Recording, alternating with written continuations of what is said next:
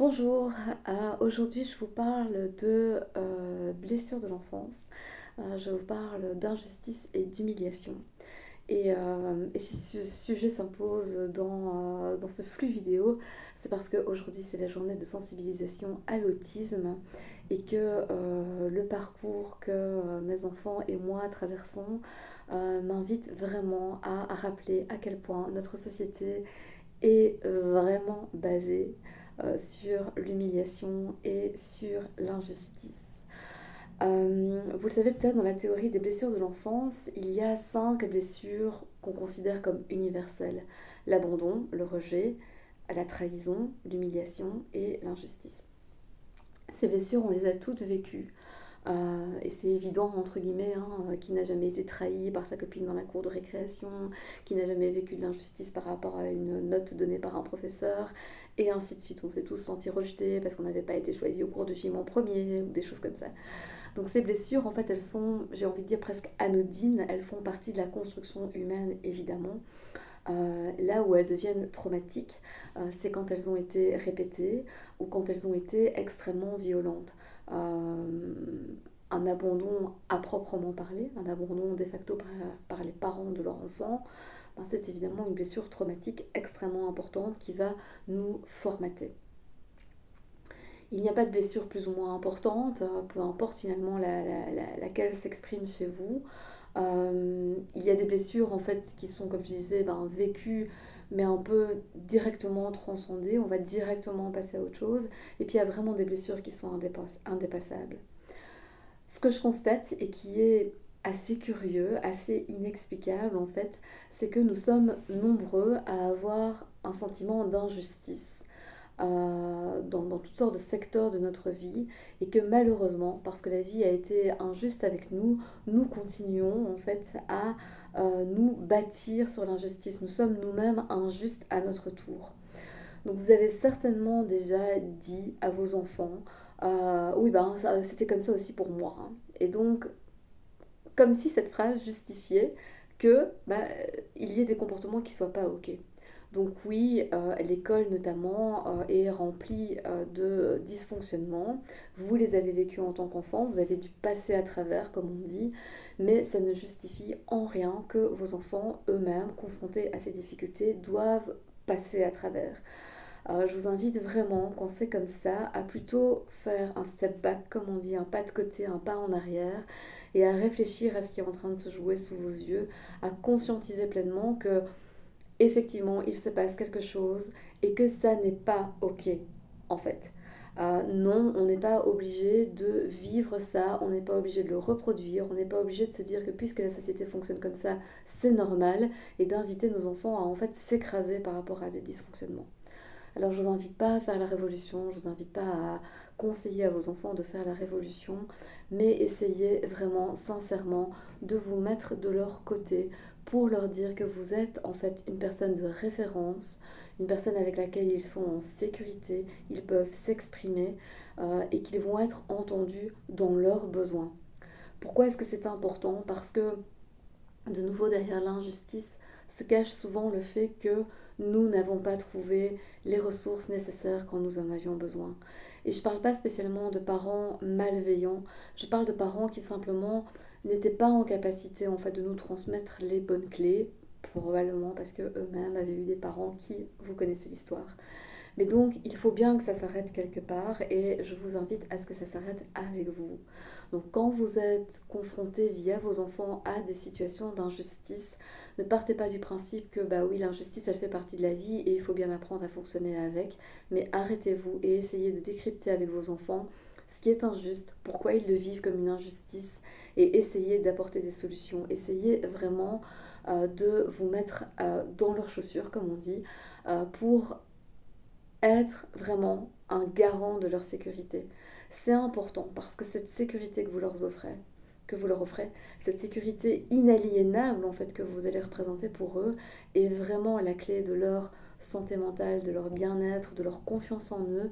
Elle est vraiment le socle sur lequel ils vont pouvoir se bâtir, se construire, se développer. Donc l'air de rien, en prenant le parti de vos enfants, en ne vous posant même pas la question de justement est-ce que c'est juste ou pas, en étant systématiquement de leur côté, vous leur permettez vraiment de développer une vie qui va être facile. Et croyez-moi, vous allez vous épargner plein de problèmes, plein d'inquiétudes, plein d'anxiété par rapport au bien-être de votre enfant. Vous allez éviter vraiment toute une série finalement de problèmes de santé mentale. Donc vos enfants vont avoir confiance en vous, ils vont avoir confiance en eux, ils vont progressivement apprendre à mettre à l'écart en fait un monde rempli d'absurdités et de se dire d'accord, je dois y aller, je dois pouvoir fonctionner dedans, mais on est tous d'accord de dire que ça c'est pas normal en fait. Donc quand vous entendez la voix de votre mère ou de votre père vous dire mais c'est comme ça, il n'y a pas le choix, gna gna gna, arrête de te plaindre, stop, stop, stop. Franchement, arrêtez-vous et essayez de revenir, non pas à l'enfant blessé en vous, qui se dit bah, puisqu'on me l'a fait, je vais le faire aussi et c'est comme ça et nanana. Non, stop, on vous l'a fait, c'est dégueulasse qu'on vous l'ait fait, ne le faites pas à d'autres. Donc prenez vraiment ce temps de mise à l'écart où vous allez faire pour le coup un peu de parenting avec cette part blessée qui est en vous et de se dire je te vois, je t'observe et je vais essayer de m'occuper de toi du mieux que je peux. Il n'est jamais trop tard. Moi, j'ai été diagnostiquée autiste Asperger quand j'avais 38 ans. Donc voilà, hein, il y a toujours moyen en fait d'être le parent qu'on aurait dû avoir. Ça m'a fait beaucoup de bien. Donc n'hésitez pas quand vous sentez aussi qu'il y a une part blessée en vous à vous dire bah écoute, je fais un petit arrêt sur image. Là, je vois bien que toi-même tu as beaucoup souffert et on va essayer d'aller mettre du calmant là-dedans. Mais en attendant, on est nous-mêmes devenus parents et on va aussi s'occuper des enfants. On va faire en sorte qu'ils aillent bien. Je rappelle que c'est aux parents à s'occuper des enfants et donc veillez bien à vous occuper de vos enfants, notamment par rapport à ces questions de justice, injustice. Ne leur faites pas ce que l'on vous a fait. Comme je disais aussi, ça parle beaucoup d'humiliation. On est dans une société qui fonctionne sur l'humiliation.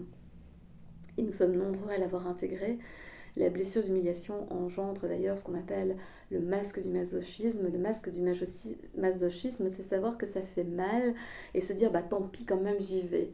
Donc en fait non stop, on arrête de faire ça, on est dans la bienveillance et donc quand on sent qu'il y a de l'humiliation pour nous, pour nos enfants, et bien même chose, on fait un petit step back et on se dit il n'est pas question que j'accepte en fait qu'ils intègrent l'humiliation comme un mode de fonctionnement. Alors l'humiliation pour un neurodivergent, un atypique, un Asperger, un autiste, un TDA, un hyper quelque chose, hypersensible, hyper émotif, hyper intelligent, qu'est-ce que c'est? Eh bien ça va être simplement de nous demander de fonctionner comme d'autres là où biologiquement en fait nous en sommes incapables. Euh, Quelques exemples en vrac. Je pars de mon vécu, moi je suis très sensible à la lumière, aux odeurs, au bruit. Eh bien, me demander de faire en sorte que, de fonctionner malgré, c'est tout simplement impossible. Donc je ne peux pas, par exemple, travailler dans un open space, ça m'est réellement impossible. Je ne peux pas prendre le métro à l'heure de pointe, je ne peux pas déjeuner en étant bien si je suis dans un restaurant avec au-dessus de ma tête une lampe et un baffle. Donc ça peut paraître complètement anodin, voire capricieux pour plein de gens, mais en fait c'est vraiment structurellement douloureux, ça me fatigue énormément, ça peut me mettre dans des états émotionnels impossibles à gérer. Hein, c'est le fameux meltdown autistique, on s'écrase complètement, on devient vraiment incapable de faire le moindre geste du quotidien, tellement on est blessé intérieurement. Et pourquoi ces choses euh, faciles, entre guillemets, pour plein d'autres, nous sont impossibles? Eh bien évidemment parce que notre cerveau fonctionne différemment et que nous gérons les stimuli avec beaucoup plus de puissance, c'est beaucoup plus fort pour nous et ça vient s'ajouter à toute une série d'autres choses. Donc les stimuli que vous n'allez pas percevoir, donc non seulement nous on les perçoit, on traite l'information sur le fait qu'on les perçoit, mais on les perçoit souvent avec vraiment un niveau en fait de perception très très fort, et donc c'est compliqué pour nous. Des vêtements qu'on n'aime pas porter, associés à la lumière, le bruit, le parfum entêtant de quelqu'un, ça peut vraiment être impossible à gérer, et ça peut vraiment devenir quelque part une source d'humiliation au sens où mon environnement nie mes particularités et donc nie qui je suis. Et ça, c'est l'humiliation. Donc si vous avez un enfant qui par exemple rentre de l'école en disant qu'il est crevé parce que la prof de maths avait mis plein de parfums et qu'elle sentait la cocotte, eh bien écoutez-le, il a raison, il est vraiment crevé. Il va pas pouvoir se mettre à faire ses devoirs, ça lui est mais vraiment mais impossible. Donc partez du principe que c'est mieux en fait d'écouter ce qu'il vous dit, d'en tenir compte, que à nouveau de gérer un mécanisme traumatique qui va faire, qui va prendre sur lui, qui va devenir un bon petit robot et que il va nous faire un burn-out. Alors si vous avez de la chance, il fera un burn-out à l'âge adulte. Si vous n'avez pas de chance, il fera un burn-out en secondaire. Ça arrive de plus en plus souvent et c'est logique parce que tout notre environnement en fait est devenu beaucoup plus stimulant qu'auparavant. Souvenez-vous, quand vous aviez 15 ans, pour les plus âgés d'entre nous, c'était il y a longtemps, mais même si vous avez aujourd'hui 35 ans, vos 20 ans, vos 15 ans étaient très différents de ce que vous viviez maintenant. Il y avait beaucoup moins de stimuli, on n'était pas dans la consommation tout le temps, on n'avait pas tout le temps un casque avec des séries qui passent, avec un scroll en même temps, on n'avait pas tous les stimuli autour de nous, il n'y avait pas de publicité sur des écrans lumineux, ou moins en tout cas, il n'y avait pas du bruit partout tout le temps, on allait dans des magasins où c'était simplement une personne qui nous disait bonjour et pas dans des centres commerciaux avec tout ce bruit. Donc tout ça fait que l'environnement est devenu effectivement extrêmement fatigant pour les neuroatypiques à qui on demande de fonctionner malgré ça et en plus on leur demande de fonctionner comme les autres, comme s'ils n'avaient pas ces particularités. C'est humiliant et c'est injuste, c'est destructeur de l'image de soi, c'est destructeur de la confiance en soi, c'est destructeur de notre potentiel. Donc si vous êtes atypique ou que vous avez des enfants atypiques, vous allez constater en fait ce phénomène de fatigue qui va aller de manière exponentielle. Donc vous allez être de plus en plus souvent fatigué, vous allez avoir de moins en moins la possibilité de récupérer. Donc même si vous mettez des routines en place du type dormir 8 heures, vous allez voir que ça n'est pas suffisant, vous êtes tout le temps crevé. Et ça mène au burn-out parce que malgré votre fatigue, vous voulez continuer à fonctionner comme les autres, comme si vous n'aviez rien de spécial. C'est impossible, c'est intenable. Vous allez constater aussi une perte progressive de confiance en soi. Alors, je ne vais pas faire un cours sur les HP, les Asperger ou autres, voilà, ce serait beaucoup trop long. Mais en gros, quelque chose quand même de fréquent chez les atypiques, c'est d'observer les incohérences. On sait que ce qu'on nous demande n'est pas logique. On sait que c'est même souvent absurde. On mesure le fait que les gens ne sont pas congruents. Ils disent des choses, ils ne les appliquent pas. Par exemple, le code de la route. Pour mes enfants, c'est absolument dingue que des adultes mettent en place des règles qui après ne vont pas être respectées. Ils s'empressent en fait de ne pas respecter les règles qu'ils ont mis en place. Ils ne comprennent pas comment c'est possible en fait qu'on confie les clés d'un pays à des gens qui fonctionnent comme ça. Donc tout est symbole en fait à ok, on commence à se dire mais c'est quoi ce truc et pourquoi les autres ne le voient pas et pourquoi les autres n'interagissent pas. Comment est-ce que c'est possible que personne n'a des signaux d'alarme. Donc ce manque de cohérence, en fait, ben, comme a priori on est les seuls à le constater, on finit par se dire qu'on est fou en fait. On finit par se dire, il n'y a que moi qui vois le problème, mais donc alors peut-être qu'en fait il n'y a pas de problème, mais donc je ne comprends pas pourquoi ça n'est pas un problème, et blablabla, et on finit vraiment par douter de soi. Donc la difficulté en fait à se faire confiance dans l'absolu, à rester en fait aligné avec nous-mêmes, fait qu'on perd confiance en soi. Et si en plus on est dans des familles où on n'a pas trouvé de parents référents, on n'a pas trouvé de parents avec lesquels on a une alliance indestructible, eh bien l'humiliation, l'injustice va résonner d'autant plus fort et on va finir par se sentir abandonné, rejeté et trahi. Abandonné parce que personne nous aide, rejeté parce qu'on a l'impression d'être mis à l'écart, on est dans un monde de droitier alors qu'on est gaucher et on ne fait rien pour aider les gauchers. Et puis on se sent aussi progressivement complètement trahi. Nos parents devaient être là pour nous aider et en fait il n'y avait personne. C'est valable aussi pour les profs qui auraient dû nous aider, différents intervenants, etc. Mais donc on se sent profondément trahi. Et donc on a le schéma parfait. On a les 5 blessures de l'enfance qui sont non pas liées à des événements particuliers, mais qui sont en fait liées à une vie en fait qui devient traumatique. C'est ce qu'on appelle aussi le CPSTD. J'espère que je ne me suis pas trompée dans l'acronyme parce que je suis dyslexique.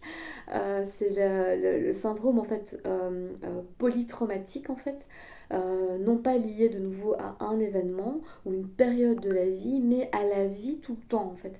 Et c'est un des syndromes qui est le plus compliqué à gérer et qui est le plus compliqué à transcender. Comment sortir de ça? Alors ok, vous allez me dire, ah, super, elle a décrit tous les problèmes, mais qu'est-ce qu'on fait? Je vous invite vraiment à regarder la vidéo que j'ai déjà faite sur les points d'énergie. Elle est fabuleuse en fait pour comprendre nos niveaux de fatigue. Elle est fabuleuse pour faire comprendre nos niveaux de fatigue aux autres et aussi pour progressivement aller comprendre ce qui dysfonctionne en fait, donc ce qui nous a fatigués. C'est quelque chose que je fais en cabinet lors des séances individuelles. C'est quelque chose qui peut se faire aussi à distance d'ailleurs.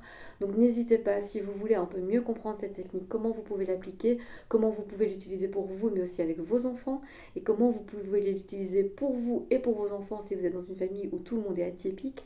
Vous allez voir que ça aide vraiment. Ça aide aussi dans le milieu professionnel et ça aide aussi dans le milieu scolaire. Donc c'est vraiment un outil fabuleux pour aller essayer de se faire comprendre. Par ailleurs, si vous êtes avec ce schéma ou vos enfants, de grâce, par pitié, offrez-vous des moments de bien-être pour décharger en fait cette anxiété, ce manque de confiance en vous et tout le stress, la fatigue, etc. qui va avec. Donc les séances de soins énergétiques sont fabuleuses. Pour ça, personnellement, moi je recommande pour les atypiques d'en faire au minimum une tous les 3 mois.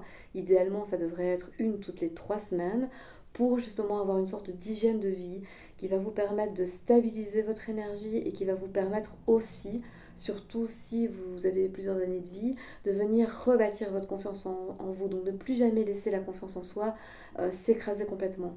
Si vous avez déjà fait des burn-out, si vous en êtes à votre deuxième, troisième, quatrième burn-out, dites-vous qu'il est urgent de venir faire une cure de soins énergétiques. Vraiment, je vous conseille quand c'est comme ça de faire un combo, de venir 3 fois d'affilée à peu près à 3 semaines de distance pour vraiment venir en fait réancrer des choses profondément en vous, dans votre mémoire cellulaire, donc vraiment la mémoire profonde de votre corps. C'est vraiment reprogrammer le corps complètement. Et je vous invite, si vous êtes dans ce schéma et que vous êtes adulte, à aussi parsemer tout ça de l'outil que je propose, donc les calls hyper intenses. Même chose, il y a une vidéo qui explique ça. Allez voir, ça peut vraiment vous aider. Ça va décharger votre mental et ça va vous permettre en fait d'être entendu par quelqu'un d'atypique qui va vous dire non, vous n'êtes pas cinglé en fait. Et qui va pouvoir partir de son expérience, mais pas que, partir aussi de tout ce que j'ai pu lire et apprendre sur le sujet, de toutes les formations que j'ai pu suivre là-dessus, de vous donner des clés pour vous faire comprendre en entreprise. J'accompagne d'ailleurs de plus en plus spécifiquement en fait des personnes qui doivent fonctionner en entreprise, que ce soit en tant que salarié par exemple, mais aussi pour les gens qui sont managers atypiques et managers et qui doivent essayer de faire comprendre aux autres en fait leur mode de fonctionnement et essayer en fait de comprendre le mode de fonctionnement des autres. Donc si vous pensez être dans cette gamme, vraiment n'hésitez pas, contactez-moi. C'est toujours un plaisir de vous répondre, d'essayer un petit peu de vous aiguiller. Il y a des tests aussi extrêmement qualitatifs en ligne. Donc il n'y a pas toujours besoin d'aller faire des bilans à 300 € pour savoir si vous êtes ceci ou cela. N'hésitez pas, je vous proposerai ces outils. Vous verrez que j'essaie d'avoir un accompagnement à la carte, d'avoir un accompagnement qui est utile, rapide et efficace. Donc je vous invite vraiment à me contacter, que vous soyez en Belgique ou à l'étranger. Vous verrez, il y a moyen vraiment de mettre des choses en place. Vraiment sincèrement, pour vos enfants aussi, et j'insiste vraiment là-dessus, au plus vite en fait vous mettrez cette hygiène de fonctionnement en route, au plus vite vous verrez que les choses s'améliorent pour eux, pour vous, que vous fonctionnerez certes avec des enfants qui seront atypiques toute leur vie, il n'y a pas de recette pour ne plus être atypiques, mais qui auront confiance en eux, qui fonctionneront, qui pourront mettre leurs limites et qui n'abîmeront pas en fait leur potentiel, n'abîmeront pas leur niveau d'énergie, garderont leur confiance en eux. Donc ça me semble vraiment important. Et comme je dis toujours en souriant à mes enfants, je préfère dépenser de l'argent aujourd'hui que de mettre des sous dans une tirelire pour qu'un jour vous alliez chez le thérapeute vous plaindre de moi en disant ma mère elle était vraiment nulle, elle comprenait rien, elle m'a trahi, elle m'a humiliée, elle n'était pas de mon côté. Donc voilà, soyez du côté de vos enfants, c'est vraiment mon message. Sachez aussi que si vous venez en thérapie avec vos enfants, je suis toujours du côté des enfants. Alors ça ne veut pas dire leur donner raison, mais ça veut dire vraiment me mettre à leur place, chausser leurs lunettes et essayer en fait de vous donner le traducteur pour que vous compreniez ce qui est en train de se passer chez eux, que vous compreniez leur souffrance et que progressivement en fait vous appreniez à parler le langage des arbis.